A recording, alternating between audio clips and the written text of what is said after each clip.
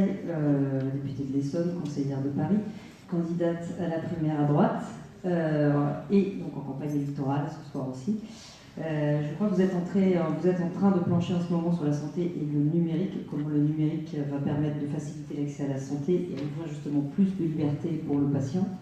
Vous êtes clairement pour une médecine libérale à la française. Vous avez récemment dit que les réformes de santé n'étaient pas à la hauteur des enjeux et qu'on n'a pas pensé à construire l'avenir, qu'on continue à être sur une étatisation qui ne dit pas son nom et une financiarisation de la santé. Donc je vous laisse la parole afin que nous sachions pour vous quelles sont les pistes pour réformer ce système de santé. Merci.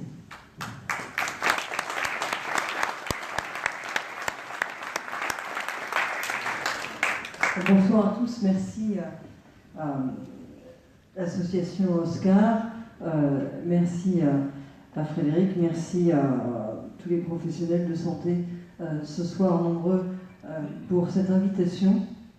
Je voudrais juste, peut-être avec un regard différent, parce qu'avec un point de vue différent de celui qui vient d'être développé, apporter un éclairage sur ce problème auquel vous êtes tous quotidiennement confrontés.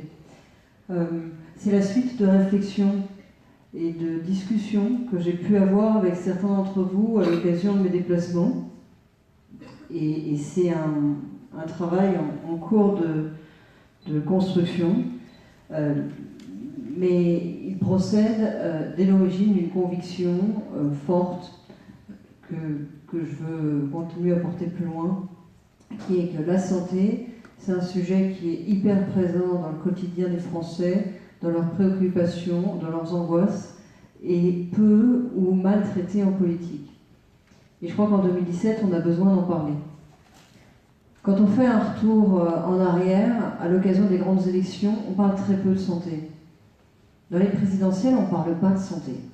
En fait, on ne parle de santé dans la vie politique qu'à l'occasion de grandes crises sanitaires ou à l'automne, tous les automnes, à propos du PLFSS, du financement de la Sécu.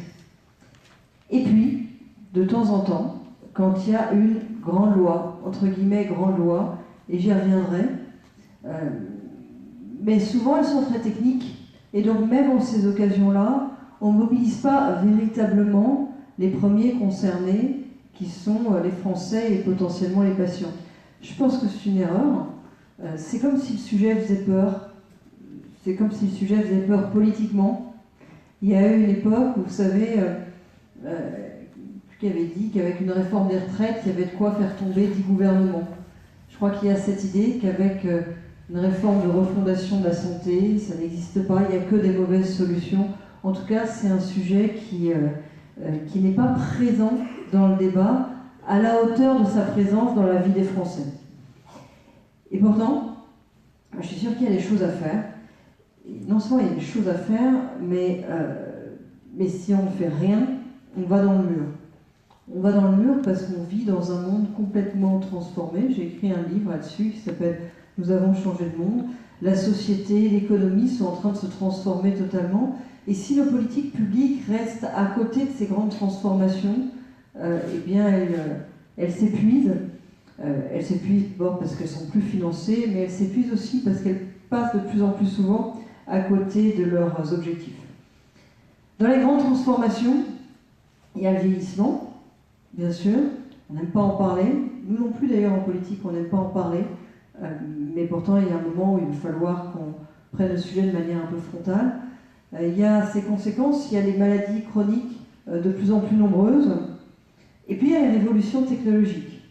J'étais frappée de voir encore récemment, au salon qui avait lieu à la porte de Versailles, les innovations incroyables, formidables, qu'il y avait dans le secteur. De penser aussi aux marchés mondiaux qui s'ouvraient sur ces domaines, à tous les atouts qu'on pourrait avoir pour les conquérir, et aux difficultés et même aux véritables boulets qu'on avait accrochés aux pieds de nos entreprises et éventuellement de nos professionnels, parce que c'est souvent d'ailleurs des professionnels qui sont dans ces entreprises pour pouvoir conquérir ces espaces. On a eu un système qui a été une référence mondiale, qui l'est encore pour partie, et pourtant, curieusement, on n'a pas aujourd'hui la fierté ou l'ambition de rester au top, ou peut-être de refonder notre modèle pour redevenir un modèle. C'est pas non plus qu'on n'ait rien fait en termes politiques. On ne peut pas dire que les gouvernements successifs, de droite comme de gauche d'ailleurs, c'est pas un sujet partisan, soient restés inertes. Les lois dont je parlais, les soi-disant grandes lois en matière de santé, il y en a eu beaucoup. Mais en fait, ces lois ont toutes été conçues sur le mode de la réparation, du colmatage. On a essayé de réparer les problèmes qui étaient, qui étaient issus du passé en fait. Et à aucun moment on s'est essayé à une refondation de notre système de santé, alors même que devant les grandes transformations que j'évoquais, il y a probablement guère qu'une refondation qui puisse être à la hauteur. Pire que ça, en fait, les différentes réformes qu'on a faites depuis 20 ans, de manière plus ou moins évidente, plus ou moins assumée, plus ou moins obscène, allaient plus ou moins toutes, je le dis, dans une fausse route qui était celle de l'étatisation. Et vous le savez vous-même, puisque ce sont les professionnels de santé, bien souvent, qui se sont élevés contre cette fausse direction. À l'origine, notre système de santé il repose sur 3 piliers. La liberté, la solidarité et l'égalité.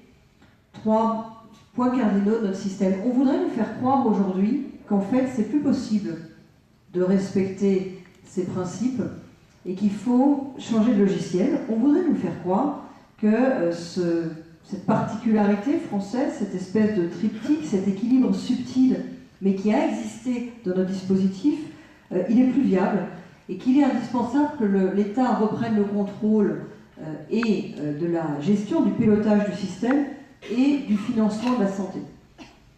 Moi, je pense que c'est une erreur et qu'en fait, c'est pas parce que ce triptyque sur lequel reposait notre système de santé ne trouve plus son équilibre aujourd'hui qu'il est caduc.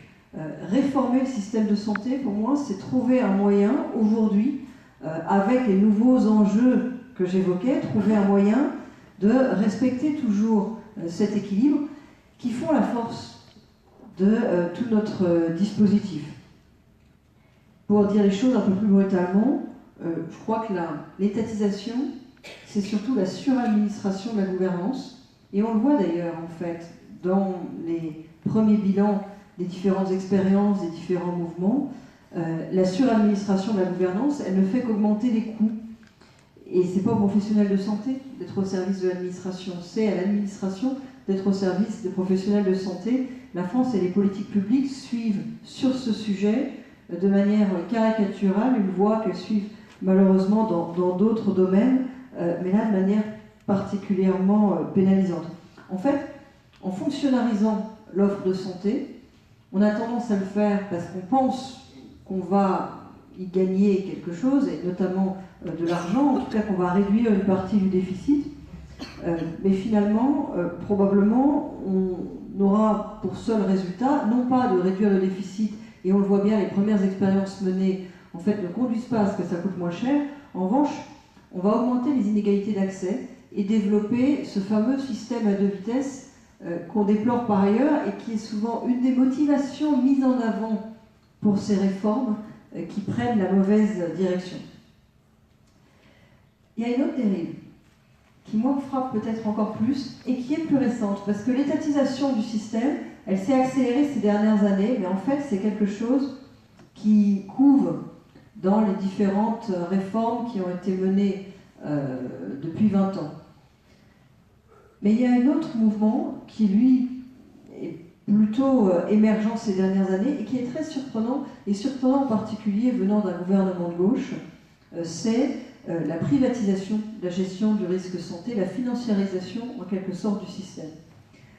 Moi, je pense que c'est un mouvement de panique, c'est-à-dire que devant les déficits et devant le constat, pas vraiment explicité, mais évident, que les différentes grandes lois qui toutes allaient plutôt dans le sens de l'étatisation n'ont pas porté leurs fruits en matière de maîtrise des dépenses, Je pense qu'il y a véritablement un mouvement de panique qui aboutit à ce paradoxe, qui est qu'un gouvernement dit de gauche met en œuvre des réformes qui sont en fait des réformes qui aboutissent à la montée en puissance des opérateurs privés et à la livraison à des opérateurs privés, parfois très très internationaux, toute une part, de tout un pan de notre dispositif de santé, avec des conséquences considérables, parce que c'est des gestions court-termistes et des gestions qui sont très peu orientées vers le développement de l'innovation.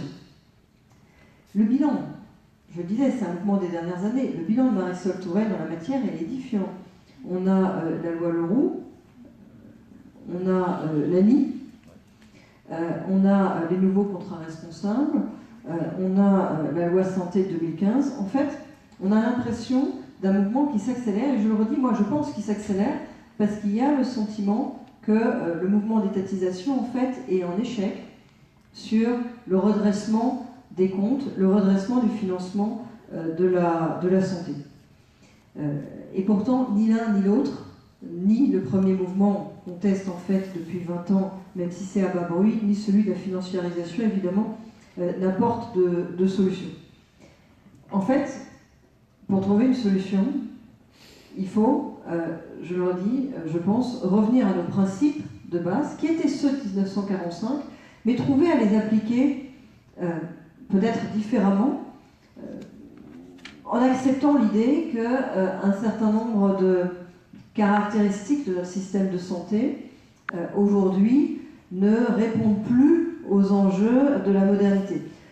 On a en effet un dispositif qui est très, d'abord qui est concentré exclusivement sur l'offre de soins, donc une démarche qui n'est pas globale et qui est très hospitalo-centrée et curativo-centrée. Les nouveaux enjeux, le vieillissement, le développement des maladies chroniques, mais surtout les nouveaux moyens, avec tous les moyens numériques, sont un appel à résoudre ce problème, sont un appel à modifier cette espèce de focus excessif de notre système de santé et nous en donne les moyens. Parce que finalement, le numérique et les outils numériques, c'est ça, c'est la possibilité de sortir d'un système hospitalo-centré pour trouver un meilleur équilibre entre les différents professionnels.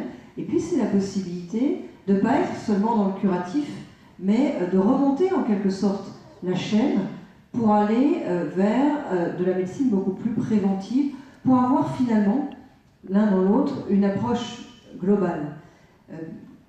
C'est en quelque sorte comme si notre système de santé était peut-être malade d'être très centré sur l'hôpital, malade d'être très centré sur le soin, et en même temps, s'il était justement du fait de ces maladies porteur de grandes chances, de grandes possibilités de transformation, parce que les nouvelles technologies ont justement des réponses à apporter sur ces deux problèmes qui sont ces deux maladies, qui sont ceux de notre dispositif.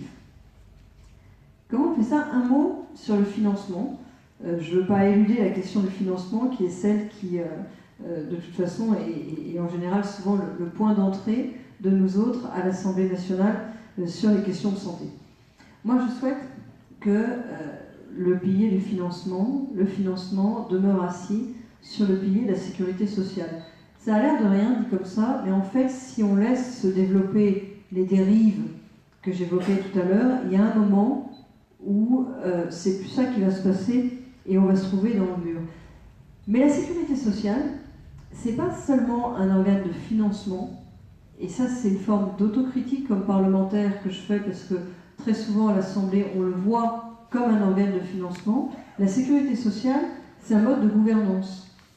On oublie cette dimension-là. La sécurité sociale, c'est un choix de gouvernance dans lequel ça n'est pas l'État qui est au cœur du jeu, ce sont les différents partenaires, et l'État finalement a un rôle relativement secondaire.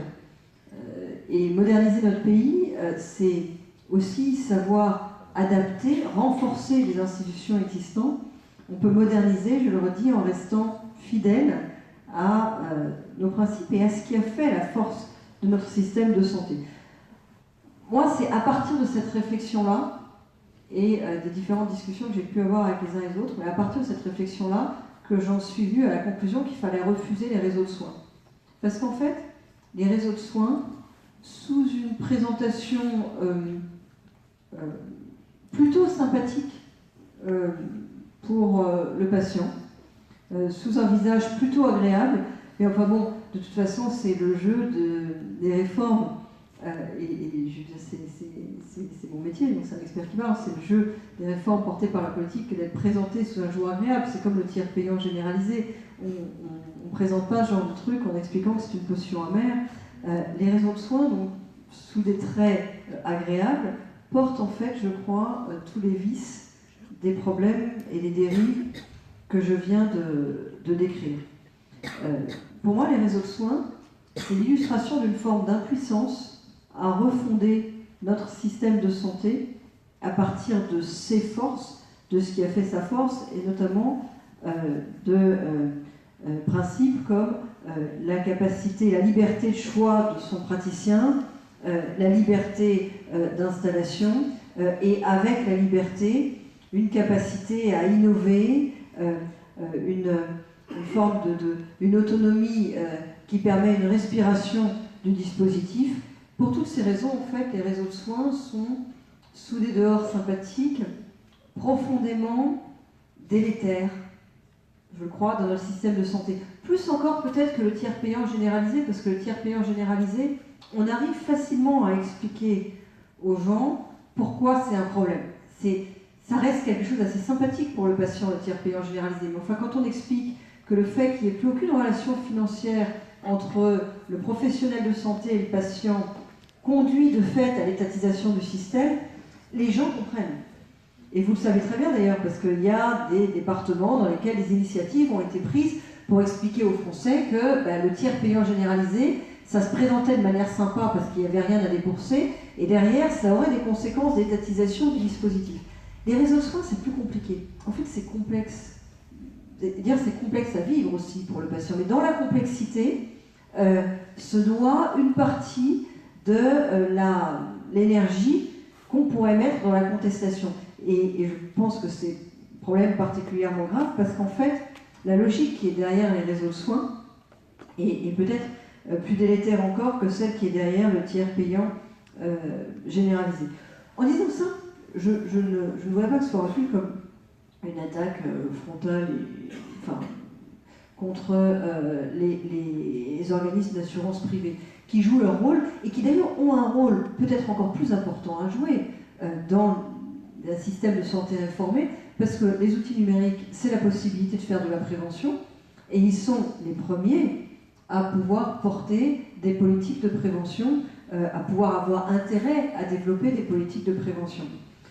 Mais c'est un rôle qui doit rester compatible avec la liberté de choix des patients, et avec les réseaux de soins, en fait, on crée finalement un affrontement. C'est assez pervers mais assez efficace que fait le gouvernement. On crée un affrontement d'un côté, entre deux logiques, la liberté de choix de son praticien et l'intérêt des organismes de financement.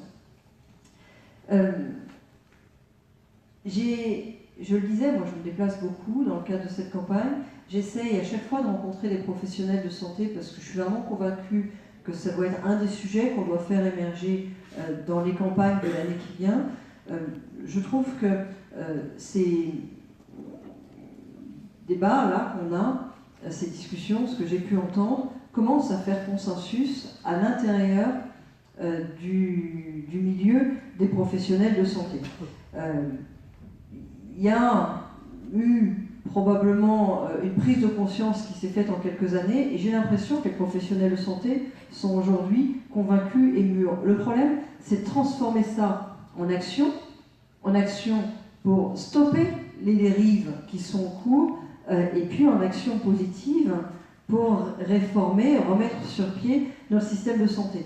De ce point de vue-là, évidemment, ce qui s'est passé à l'automne, avec un mouvement qui avait été engagé et qui est venu se briser pour des raisons bien compréhensibles sur les événements du 13 novembre, a été difficile à vivre parce que ça a donné un coup d'arrêt à une mobilisation qui a du mal à se réorganiser. Je ne mesure pas, moi je ne suis pas en capacité de mesurer de quelle façon l'appel qu'a fait Frédéric Bizard tout à l'heure, finalement, à la désobéissance civile, en quelque sorte, ou en tout cas à ne pas rester dans le réseau de soins, peut trouver un écho. Mais je suis sûre d'une chose, et j'en finis par là, nous ne trouverons pas de solution, nous autres politiques, si nous restons dans la logique qui a été celle des 20 dernières années, et encore une fois, j'en fais pas, en tout cas pas seulement un problème partisan, nous ne trouverons pas de solution si nous restons dans cette logique, qui est une logique trop exclusivement financière et assise sur l'idée fausse que c'est l'étatisation sous quelque forme que ce soit, de manière plus ou moins brutale, qui permettra de résoudre le problème financier.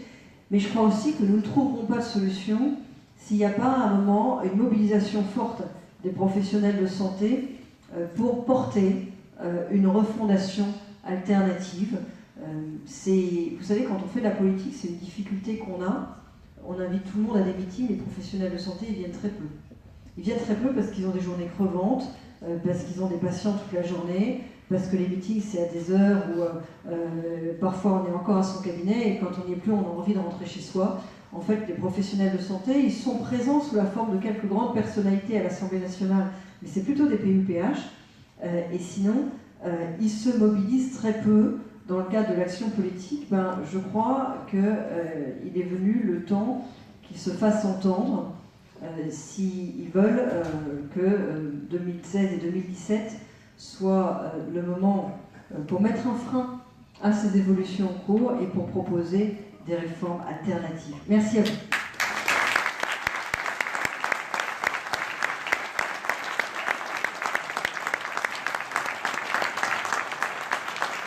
Merci beaucoup, Nathalie Kosciusko-Morizet. Est-ce que la salle a des questions pour Madame Kosciusko-Morizet? On a des personnes qui ont des micros qui passent. Monsieur, comme il était un peu loin, je vous apporte les miens. Oui, Madame Kosciusko-Morizet, d'abord merci. Merci de tout cœur parce que ça fait bien longtemps qu'on n'a pas entendu un politique aussi précis sur l'avenir du système de santé, aussi courageux, et véritablement tracer une vision d'avenir. On n'était plus habitués. Et ça nous fait du bien. C'est la première chose. La deuxième chose, reprenant vos arguments, il y a juste un point que je voudrais préciser.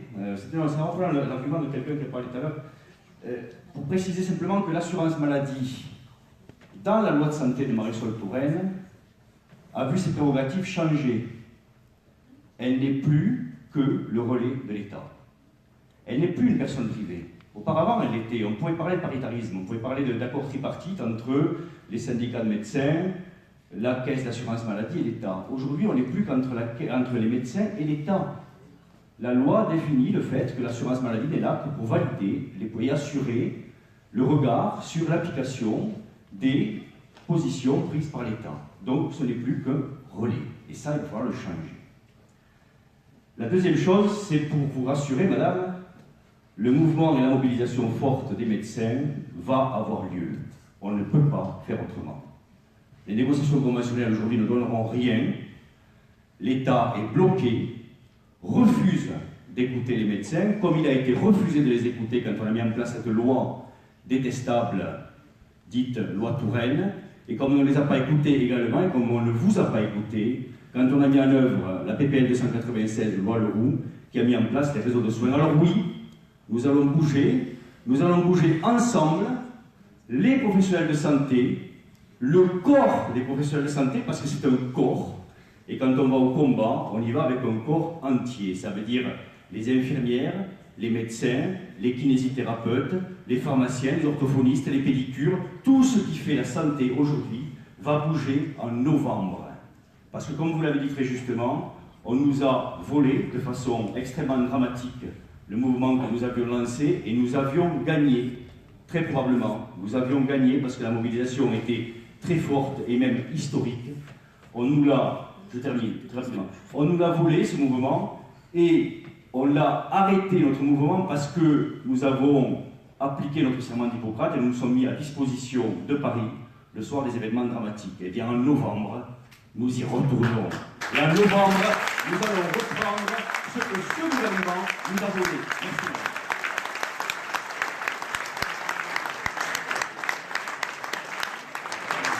C'est pas une question, mais une belle affirmation. Voilà, je suis d'accord avec toi et ça fait plaisir à entendre. Personne peut en vouloir. L'enchaînement de novembre, il était dramatique.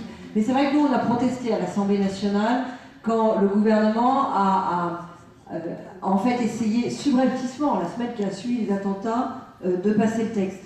Mais finalement, il a fini par le faire quand même. Et de toute façon, la traînée d'émotion des attentats de novembre était telle qu'il n'y avait pas possibilité d'une remobilisation. Bon, personne est vraiment responsable de ça. C'est pas très correct de la part du gouvernement d'avoir essayé d'en profiter, mais personne n'est vraiment responsable de ça. Le problème, c'est que du coup, il y a eu une espèce d'épuisement de la thématique, alors que ça montait vraiment bien et qu'il commençait à y avoir des prises de conscience de l'opinion. Et puis, moi, il y a quelque chose que chacun voit les choses de son point de vue. Moi, quelque chose que je vois, c'est que moi, je fais des matinales politiques le matin.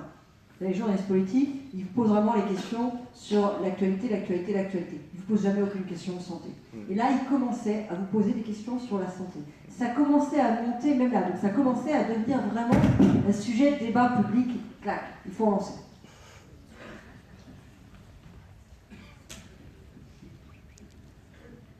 Est-ce qu'il y a une dernière question dans la salle avant que Mme Cossu et M. Doigt nous quittent là-bas au fond? Fougette, personne. Je viens.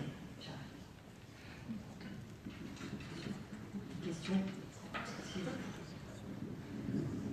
Tout d'abord, je voulais vous remercier de votre visite. C'est la première fois qu'un politique de votre envergure s'intéresse